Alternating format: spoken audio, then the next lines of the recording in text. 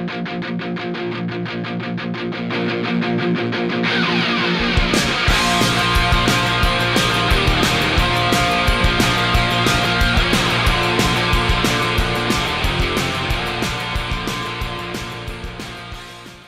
right, good morning. We are going to the, what's it called again? Lassen Volcanic National Park. Yes, up north. We'll go up there for a little hike today. And then it's supposed to be a little chilly compared to where we're at in Sacramento. It's about 2-3 hours north, correct? Yeah, about 3.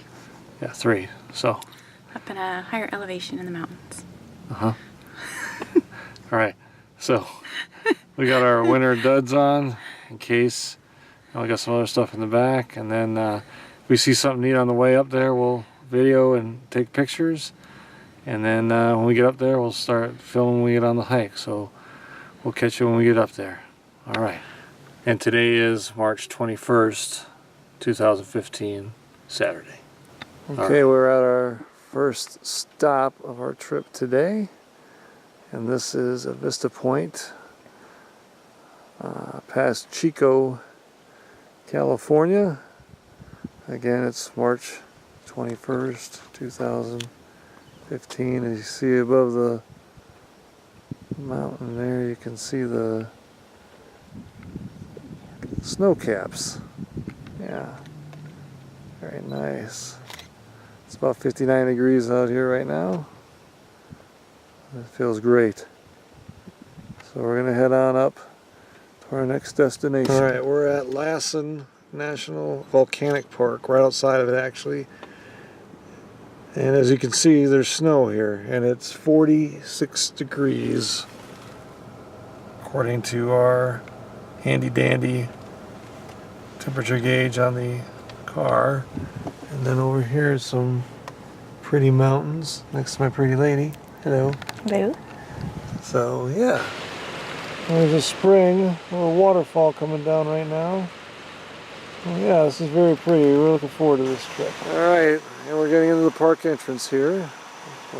Lassen Volcanic National Park, or the National Park Service. The good thing is, we get it for free. It's active duty military. So that's nice. So yeah.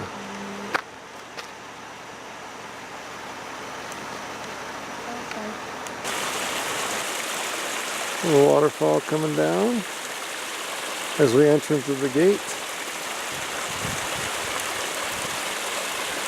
Right down to the ground. Another view of a snow-capped mountain as we're entering. And we're coming up to it now, so that'll be nice. We're going to enter the park here, Lassen Volcanic Park. Alright, well apparently we didn't have to, there's nobody there, so we're going to go into the visitor center. This one here. That's the end of the visitor center. We'll go check it out, find out what's going on. Visitor center. The orange poles, I believe, is how deep the snow can get.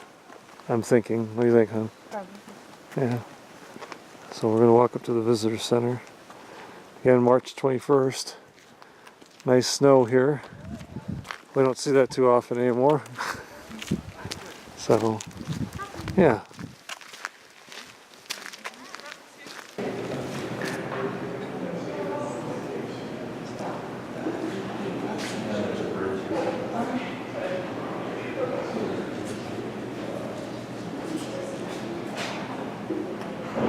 Yeah, just meet right up front here. You can use those tables and also outside in the campgrounds. There's probably a couple of tables in the campground. We're inside again. Checking out the little walking area here. Stewardship. And some of the landmarks they have here.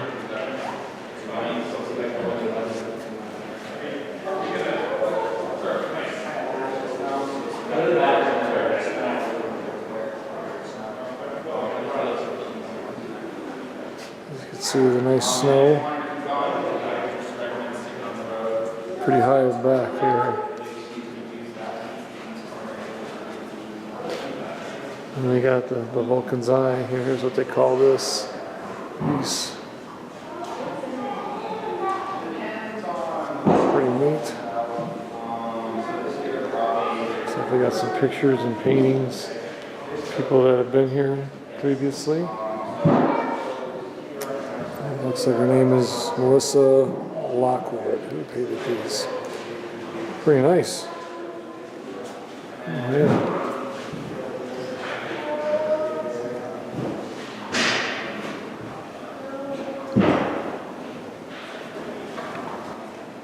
Some more information about the volcanoes here.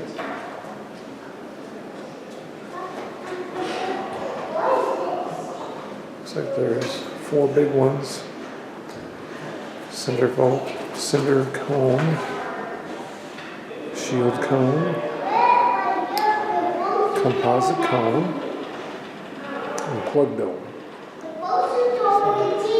Interesting.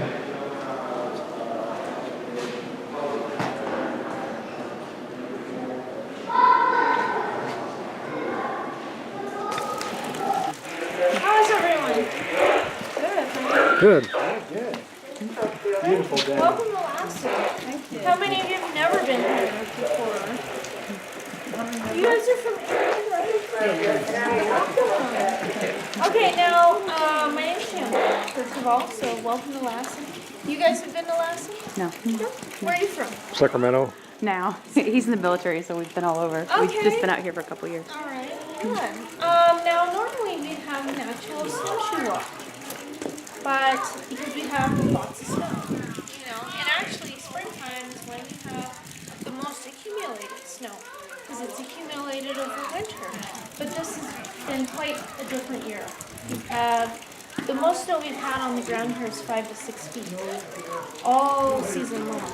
And we normally have, on average right now, at least 10 feet on the ground right here. So you all probably know we're in a pretty serious drought here in the western United States. We're about 15% of normal of our water overall through the state. So that's definitely shown here with our snow. Now we're going to go to Sulphurworks today. It's a really unique hydrothermal area. And it's there because of the existence of a magma chamber that's underneath us. So it's definitely something that indicates activity, so volcanic activity. And two, we're inside of an old volcano that used to be there. So we're going to be walking through that old volcano and discovering a little bit about that as we go along. Now, just to give you a couple of ideas about the walk itself, there is still some snow on the road that we'll have to walk through. It's pretty soft in spots, and there's a chance you will sink through. So be prepared for that. And that's called postponing. So it's like because we don't have snowshoe hare feet. Snowshoe hares have feet that are designed to float on the snow. We don't have feet like that, so when the snow is really soft with our weight, we can post well through. Be very, very careful walking. I don't want anyone to have a twisted ankle, including myself. So we're going to go slow through those spots. Okay? You have a question? Well, sort of a comment because I was walking around over there and I fell in a bunch of snow holes. Yeah, so see? That can happen. Yeah, so Very unexpected. yeah, it can be unexpected. But most of the trail is going to be, we'll have actually a lot of it to be pavement that we'll be walking on. Okay, and it's going to be 1 mile each way. Not a real big elevation gain, about the 200 feet or so in that mile. And though we are at a high elevation, we're at 6,700 feet. So, we're up pretty high. If you're not used to visiting areas of high elevation, you'll notice that definitely as you're walking, as you're still needing the oxygen to get to your muscles to do the work you're asking them to do. So breathing usually increases and heart rate increases with that. Now sometimes too, when walking through snow like this, it can be challenging on joints.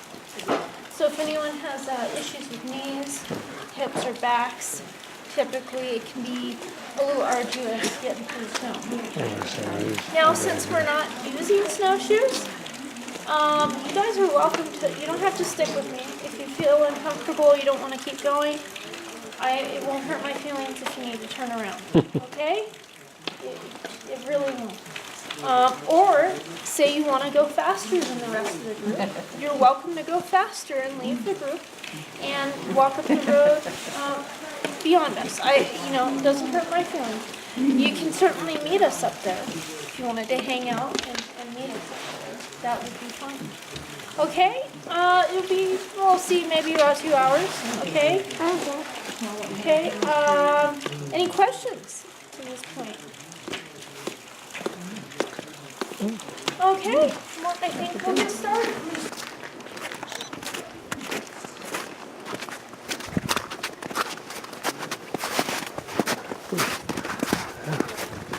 Slickery.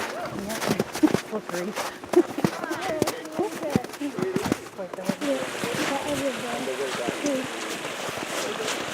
And we're walking.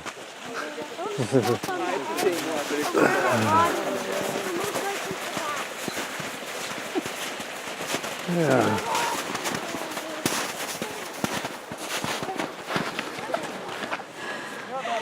There's the snow, and then we come and we hit some pavement. And then we come back around, we're gonna hit more snow. So, should be interesting.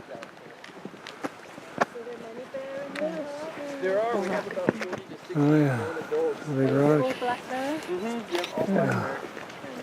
They are awake right now, so Oh, they are? there's been some They're spots awake. different what you'd see and expect in June. June, yeah. When do they normally open the road all the way through? Usually they begin plowing on April 1st. There's still normally a lot of things like that. Way up there where you see the hill, that's like right where we're going.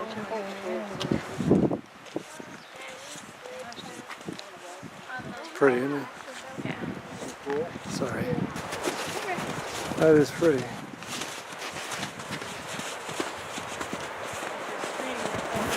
All this craziness.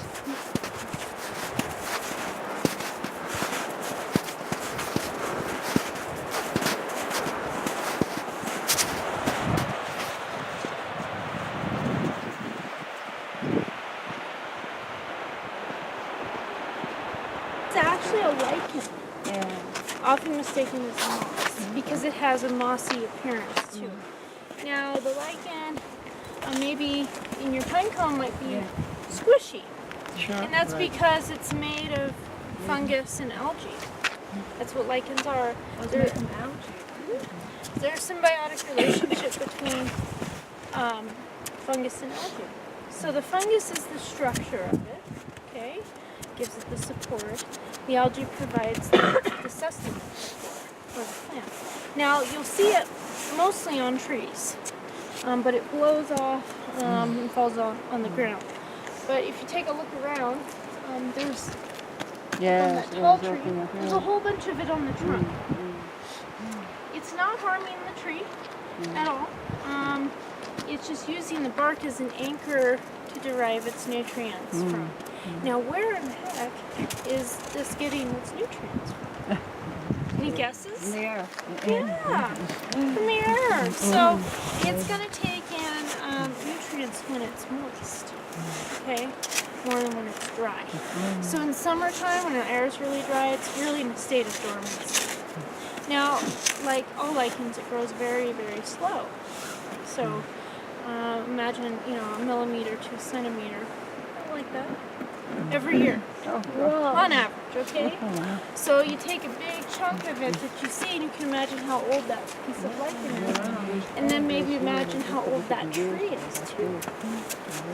Now it's going to grow in places on the tree where it's protected more from weather conditions such as snow, blowing rain, and wind.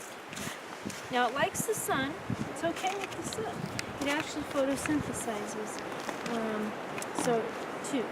besides just taking nutrients in the garden. So So it's quite delicate. If you look at that tree too, you see it's not growing all the way down to the ground. It starts at a certain level. So that gives you an idea of the average snow depth here.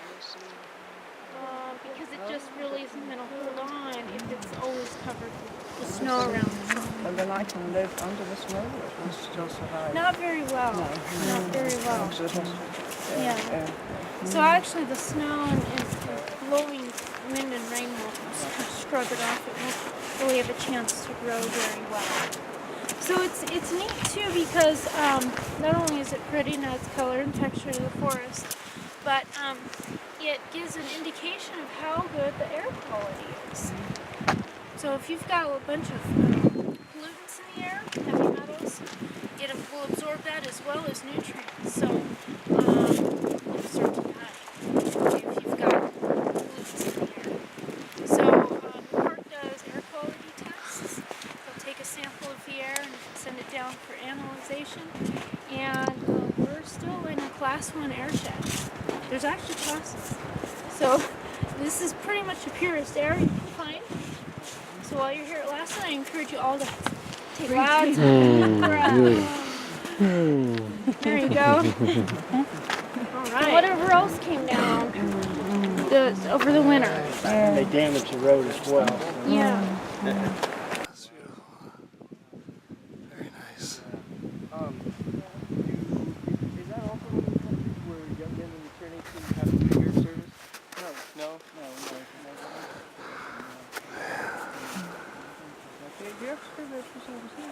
No, all you have to do. Alright, we're on this bridge right now, as you can see. And if we go down, you'll see how deep it is. It's a big old tree coming up. Now here's the level with the bridge. And it still goes up pretty big. Yeah, quite interesting.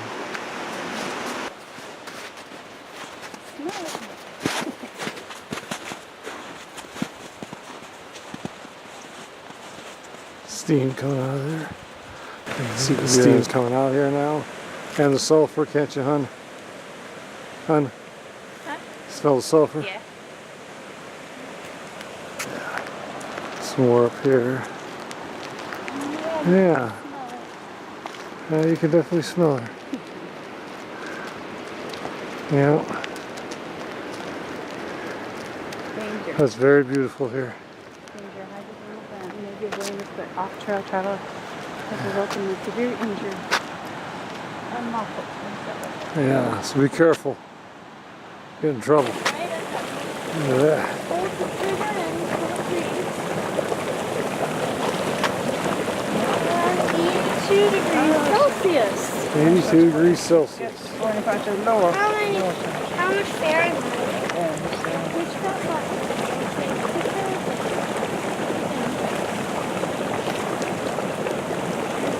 Put in. What does it say?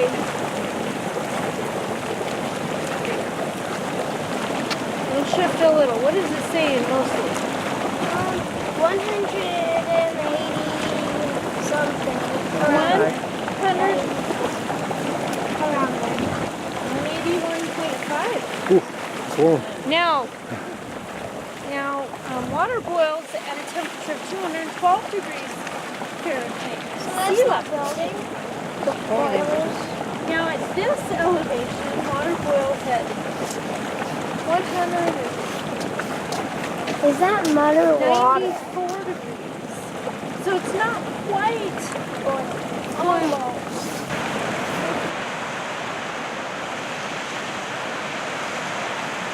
See some people there cross-country skiing up here. There's bits and pieces they can do it.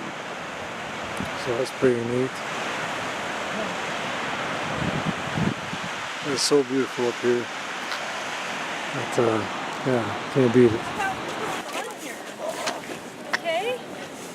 So this is called sulfur works. It's a hydrothermal area, which means hot water, basically. variety of different features and different smells and different colors. Now, Smells. some of you have been to Yellowstone, right? Yeah. Yeah, so it's a little different at Yellowstone with different features going on there. But basically, what's the activity here is a result of magma underneath our feet. It's about 5 to 6 miles below us. Magma is melted rock, so it's extremely hot. Okay? Now what's happening is that magma is heating up surrounding rocks and groundwater. And it's coming up in different features. I'm trying to find my little, I don't have it. So what's going on is that magma is heating up different, parts of rock underneath and possibly a water holding area.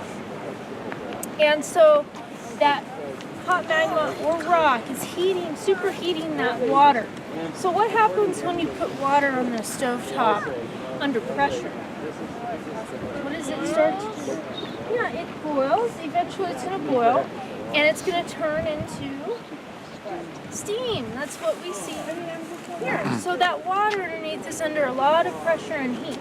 And so we see the steam coming out of the ground here. Now it's finding weaknesses in the crust to come through. That's why we see it here versus somewhere else in the park. So we've got different features here. That's a big boiling pool right now. We just call it a boiling pool. If it were to maybe, water would evaporate out of it, perhaps maybe later this summer, it'll turn into a mud pot. Now, a mud pot is the same sort of thing, it's just mud instead of water. And it's hard to see, but if you look over here, where that steam's coming out, there's a big gray hole. That's a mud pot over there. You can't see down into it. Now that is a new feature. That's only like, what, a month and a half old? Oh, wow. Oh, wow. So we've seen it appear this winter. This week. Yeah. Yeah. And so that's the thing about these areas is they're always in change. So if you came back maybe later on in the summer or something like that, it can be entirely different. Maybe that thing will stop boiling and close up and something new will appear. Now, speaking of that boiling pool there, I'd like to show you what happened to create it. So, this picture was taken in 2008. Same area. Yep, same spot. There's a big hole though. And there was a big hole, kind of just sort of collapsed in on itself. Okay, so we had like a big boiling mud pot there. And over time, what it did was it filled with water. And sort of some of this upper part here closed up, and it kind of more settled to where it is now, right here. And this has been here for a number of years, this boiling pool. But it was actually bigger in a sense of there was more water in it just a few years ago. So much so that it flowed over the road. It was a big muddy mess all over the road. Now, this used to not be here. This used to be quiet. It used to just be this colored earth that you see here with nothing really going on. So when this started and that pool kind of overflowed and the heat built up there, it kind of went under the roadway too. And a couple years ago, the road was doing this. Was it? Yeah. And you could put your hand on it, and it was very hot. So what they did is the United States Geological Survey came. They drilled some holes to test what was going on under there. And some engineers came and tested too. And so they redid the whole surface of the road here. They put a bunch of big boulder aggregate down that you can actually see on the side here. Very, very thick aggregate. And a bunch of rebar. I don't have pictures to show you, but it was all sort of torn up here and a big mess. And now the road's been holding. It's been stable for the last 2 or 3 years now. But there's still heat under there. So who knows what it can do, really. This area is is it rules here. I mean, we can't really control it all. So if it does actually take the road, we'll have a plan to kind of put in a temporary bridge. There you go. Because you can't really reroute the road. It would be hard in this area. Plus, this road is historic, and it's a whole nother can of worms there. To change a historic road. Are there other areas in the park that are doing? Yes, there are. This is one of the smallest spots. Yeah, there's a bigger spot. It's called Bumpus Hill. It would be, about 5 more miles up the road, and you have a hike to it. So it's a 1.5 mile hike each way, and it has a boardwalk that takes you along so you can see the features that way. Now it has more features. It's going to have more mud pots and pools. Not all of them are boiling pools like this. They're like bigger pools. There's something called a pyrite pool there, and that pyrite is the mineral that is the grayish color that you see here. Pyrite is fool's gold. So in its liquid state, it's kind of gray that you see going on here. Now, this is thought to be the old vent of Mount Tehama. Mount Tehama is the mountain we've been walking through that's no longer here. The volcano, I should say. So if you can imagine, connect the dots, you can't see it all, but we've got a peak there, broke off down there, okay? Behind this over here was Mount Conard that we saw coming up, and then kind of behind this is Diamond Peak. If you connect all of that and then fill it in, that is where Mount Tehama used to be. Now, Mount Tehama was a really large volcano. It was a composite volcano. Those are the big ones that we hear about erupting all the time. Mount St. Helens in 1980, that's a composite volcano. To the north of us, Mount Shasta, that's a composite volcano. And others around the world that ring the Ring of Fire. The Cascade Volcanic Range is part of the Ring of Fire. And so there's a variety of different types of volcanoes within the Ring of Fire. But the composites are the ones that have long lives. They erupt over hundreds of thousands of years, and they keep building. They get higher and higher and higher, and they build through layers of ash and lava, mostly. That's how they build. Now, Mount Tehama started building about 600,000 years ago, and it built over 200,000 years, so it got pretty tall. Imagine about a mile over our heads would be the summit. And then what happened is we had normal forces of erosion taking place, but we also had the vent of it. After all those eruptions, you have to imagine the center of that was hollowed from all of those eruptions coming through it. And then, so the weight of itself, it sort of collapses and creates a caldera. And then you have the hydrothermal activity here is thought to always have been part of Mount Tehama. And what this does is it accelerates erosion because there's a lot of acids in this water. It's the exhaust system of the world, of the earth, I should say. Yeah, so it's eating rock pretty fast. Now the white rock that you see here, if you were to take a white rock and a normal rock, I'm not going to encourage you to step off the sidewalk to do that, and then feel the weight difference, same type of rock. The white rock's been sort of chewed away. It's kind of become a skeleton of what the rock originally was. So it eats rock. It's full of sulfuric acid. It's not pumice. It's not pumice, is it? No, pumice is different. Yeah. So, so that definitely has accelerated erosional processes going on with Mount Tehama. Of course, you got the ice age that came through. Now, glaciers were created in the ice age, and glaciers are like conveyor belts. They carry material away at a very slow rate. So you had that going on too.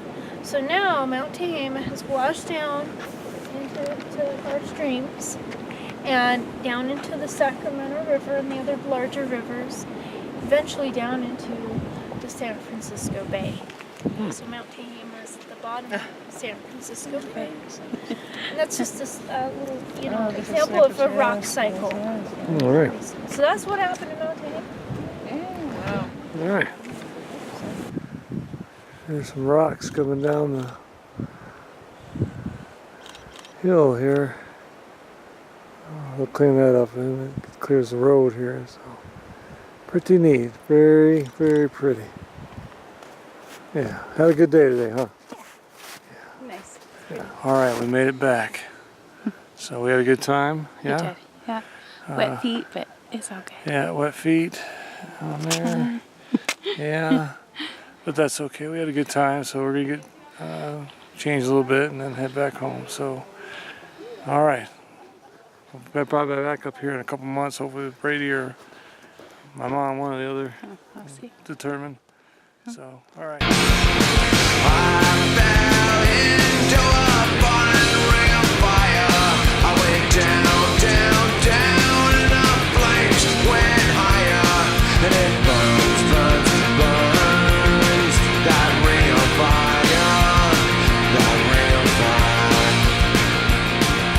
Taste of love is